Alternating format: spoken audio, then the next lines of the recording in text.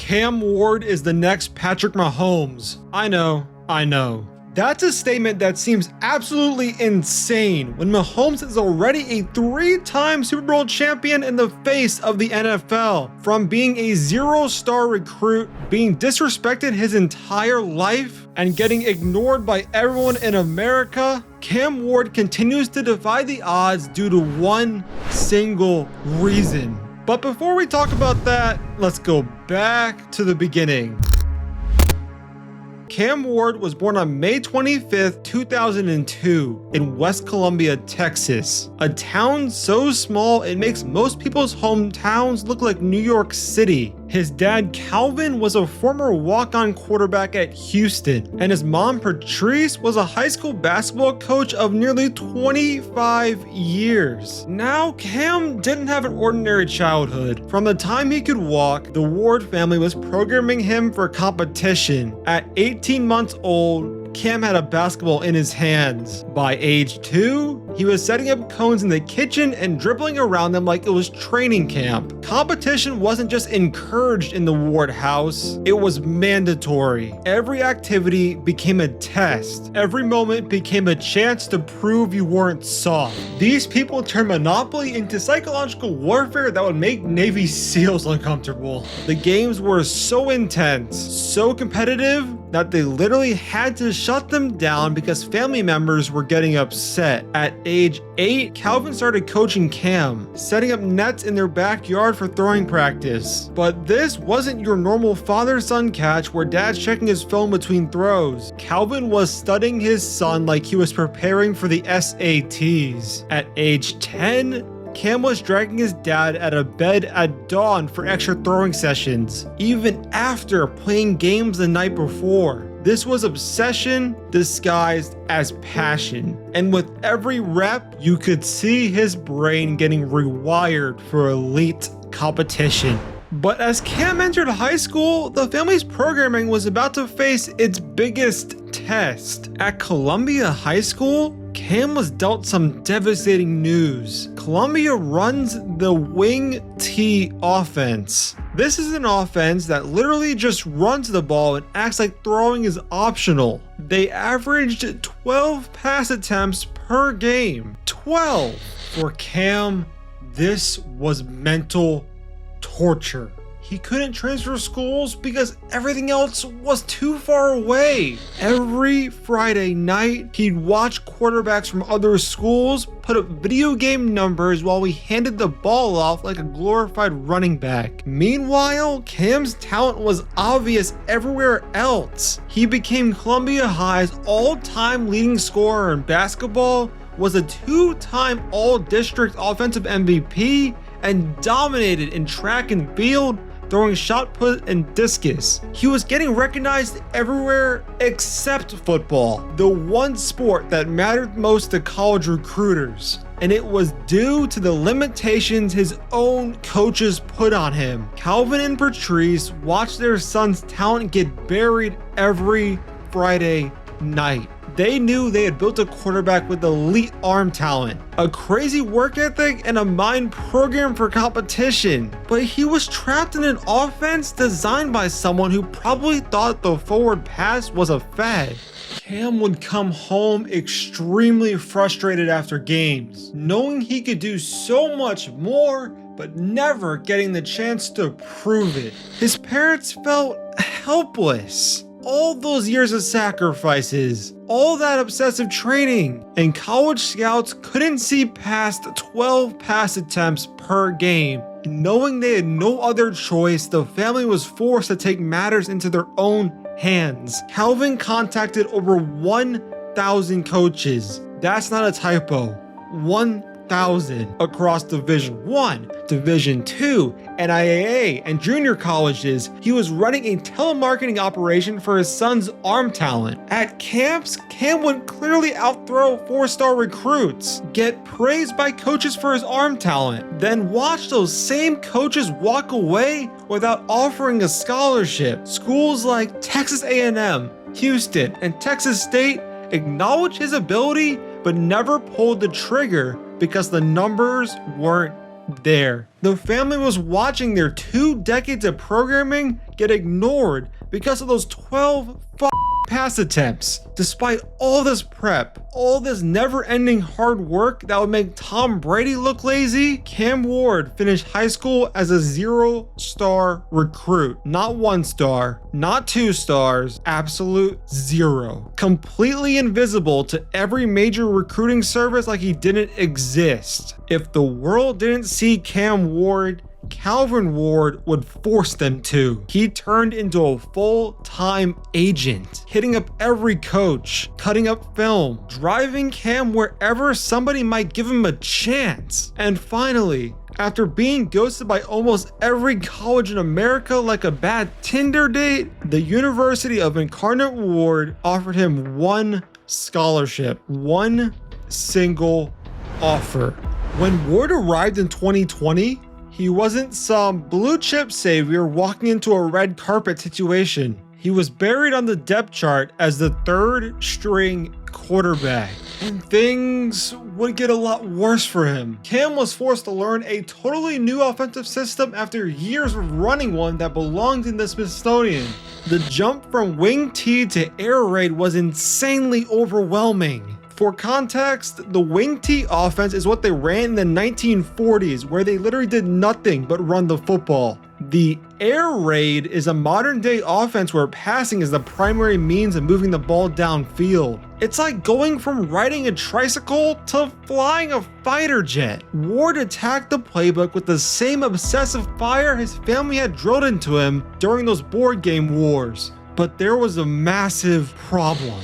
Ward admitted he, quote, didn't know anything really about football when it came to advanced quarterback play. He had never learned progressions or proper pocket movements because his high school offense required about as much skill as rock, paper, scissors. But the same mind that had been programmed to outwork everyone since childhood was now focused on mastering a completely new position. However, the world had other plans. The COVID-19 pandemic brought tragedy to everyone. Cam saw the extra time alone as his opportunity. Ward used every single day like his life depended on it. He wasn't just learning plays. He was breaking down defensive concepts, understanding spacing, mastering footwork that he never needed before. Using the extra time to get up to speed, he won the starting job and immediately went full video game mode on the FCS. He threw for 2,260 yards and 24 touchdowns, with only 4 interceptions in just 6 games. 6 games! He won the Jerry Rice Award as the best freshman in all of FCS football.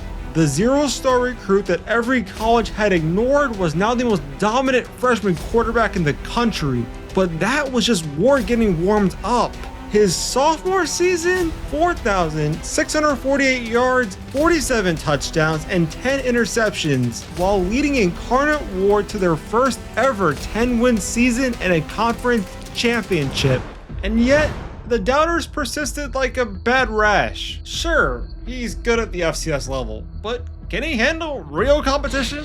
The FCS is basically the minor league of Division I college football, while the FBS is the major league where all the future NFL prospects play. Very rarely does someone make it to the NFL out of the FCS unless they put up insane numbers. Cam knew he had to level up, but he wasn't sure how. Then he got a phone call. Ward would learn that his head coach Eric Morris was moving to the FBS level as the Washington State offensive coordinator, but the FBS would bring more challenges than he would ever know. When Morris took the job at Washington State, Cam followed him. He transferred to start immediately at the FBS level and to prove that his FCS success wasn't a fluke.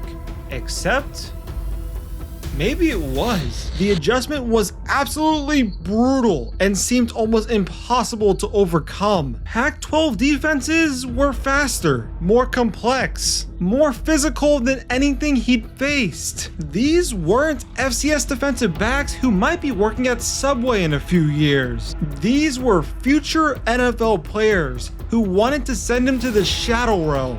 Ward got sacked 46 times in his first season. Despite getting punched in the mouth every Saturday, Cam Ward never complained. Never once did he consider transferring into an easier situation. The same obsession that had driven him to wake up his dad at dawn was now driving him to study every single one of those sacks, breaking down what went wrong and how to fix it. Most quarterbacks would have transferred to a school with a good academic program and given up on football entirely. Ward used every hit as education. Every sack became a lesson in reading pressure, improving pocket presence, and getting the ball out faster. The family programming was working exactly as designed. Pressure wasn't breaking him, it was making him stronger. Ward spent that entire first season at Washington State getting his ass kicked and learning exactly how to handle FBS level pressure. By his second year, he was completing 66.6% of his passes for 3,735 yards and 25 touchdowns, while adding 8 rushing scores. The kid who had been getting demolished 12 months earlier was now picking apart the same defenses that had destroyed him. Feeling confident, Ward decided to declare for the 2024 NFL Draft, but this confidence was quickly shut down. The scouts still weren't convinced due to his early struggles at Washington State and his slower processing speed compared to other top prospects. With that, he was projected as a 3rd or 4th round pick in most mock drafts. The same people who had ignored him in high school were now telling him he wasn't ready for the NFL. Ward had proven he could dominate at every level, but apparently succeeding at 3 different programs while improving dramatically every single year still wasn't enough proof for the so-called experts. Calvin and Patrice looked at those day 2 projections like a personal insult to everything they had built, but they could do very little to try and change the narrative around their son. He had only 1 year of college eligibility left. One more chance to prove to the NFL what he could do before officially declaring the draft. If things don't work out, he would end up being stuck behind a desk for the next 40 years. But it didn't bother him. And with this, Ward withdrew from the draft just 2 weeks after declaring. It was a move that shocked the football world, but it made perfect sense to a family that had never accepted settling for less. Right after he withdrew from the draft, he got another phone call. Miami offered him a reported $2 million NIL deal for 1 final season. The ultimate high-stakes gamble. Get paid while showing the world what the Ward family had actually produced. If this didn't work, if Ward couldn't prove himself at Miami, he could fall out of the draft entirely. Everything, 20 years of programming, his entire football future was riding on 1 season. The expectations going into Miami were massive. Everyone was watching to see if the FCS, the Pac-12 quarterback, could handle the pressure of being the guy at a major program. And brother, did he absolutely deliver. Ward's season at Miami was historically dominant. 4,313 yards, 39 touchdowns, leading the entire nation. Only 7 interceptions and a 67.2 completion rate, while leading the Hurricanes to their first 10-win season in 7 years. Ward didn't just have a good season, he had the best season in college football. He was ranked 1st in total QBR, 1st in passing touchdowns, 1st in points responsible for, 2nd in passing yards per game, and 3rd in total offense per game. The numbers were absolute video game level. He won the Davey O'Brien Award, the Manning Award, finished 4th in Heisman voting, and became the all-time NCAA Division I leader in career touchdown passes with 158. But here's the moment that perfectly captures what the family's conditioning had created. October 5th, 2024. Miami at Cal. The Hurricanes were getting destroyed, down 35-10 in the third quarter. Most teams would have started thinking about the bus ride home. Most quarterbacks would have been planning their post-game apology. Ward saw an opportunity to prove that pressure is just another word for competition. This was every Monopoly game that had to be shut down. Every dawn throwing session after a Friday night game. Every moment where losing wasn't acceptable and pressure was expected. He led Miami back to a 39-38 victory, throwing for 437 yards and orchestrating 4 consecutive touchdown drives in the final 20 minutes. The largest comeback in FBS during 2024. 20 years of family warfare had produced a quarterback who got calmer when everything around him was chaos. The gamble worked perfectly. Ward went from a projected 3rd round pick to the consensus 1st overall selection. But even as draft night approached, the media treated him like an afterthought. When the Tennessee Titans selected Ward with the 1st overall pick in 2025, they were getting a player whose family had spent over 2 decades building the perfect warrior mindset. For Calvin and Patrice, watching their son's name called 1st overall was the culmination of everything they had planned for since he could walk. The 0-star recruit who had been ignored by every college in America was now the most valuable player in the entire draft. But Ward wasn't satisfied with just getting drafted. The same obsession that had driven him to drag his dad out of bed at dawn was now driving him to prove he belonged at the top. Ward arrives at the Titans facility at 5 a.m., earlier than most coaches who are paid to be there first, to study and work with rookie pass catchers. After practice, he stays so late that team officials have to physically remove him from the building like he's a homeless guy. I've grown up, watched my dad wake up at 4:30 doing a job he didn't like. So, if I can't wake up early and do what I need to do for a job I do like, I shouldn't be playing football. But behind all the work ethic was a kid who still felt like he had everything to prove. Because he's probably the least talked about #1 overall pick about the past 10 to 15 years. While most 1st overall picks become overnight superstars during the offseason, Ward has been largely ignored by the media. The same disrespect that had followed him his entire career is still there, even after reaching the pinnacle. The Tennessee Titans may not be building a championship roster yet, but they found the one coach who can unlock Ward's obsession. Head coach Brian Callahan immediately recognized what he was dealing with. After working with Joe Burrow in Cincinnati, Callahan knew the difference between talented quarterbacks and those with that special mental edge that cannot be manufactured. The physical tools are all there. Ward stands 6'2" and weighs 219 pounds. A rocket arm that can fit passes into windows that shouldn't exist. The mobility to extend plays and create magic when everything breaks down into backyard football. But what makes him special is how his mind operates under pressure. Just watch Ward's film from Miami and you'll see a quarterback who gets calmer when the chaos erupts around him. There's something about Cam Ward that reminds you of someone else. Someone who was also overlooked. Someone who also had that same sidearm release. Someone who also made plays that shouldn't be possible. Patrick Mahomes. Eric Morris saw it first. When he was recruiting Ward at Incarnate Word, he immediately made the comparison, not just because of the arm talent, but because of everything else. Ward proves doubters wrong by subscribing to Gridiron. So what does that mean for his NFL career? Does this mean he's going to be the next Mahomes?